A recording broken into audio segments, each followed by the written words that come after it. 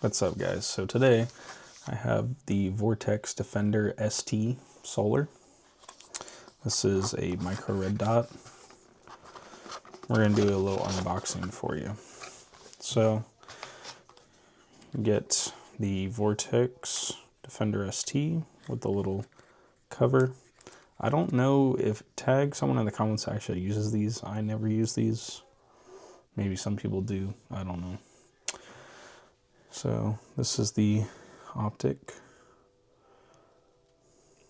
It has a little tab under here, so you gotta take off the battery cap right there. There's the solar panel.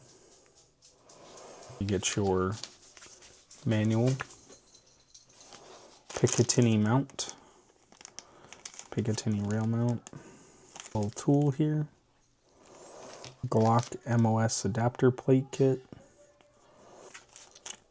hex key bit, 6-48 screws, M4 by 0.7 screws, 6-tack 32 screws, M4 by 0.7 screws, and 6-tack 40 screws. That's everything that comes with it.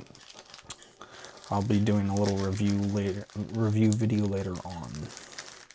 And that's it.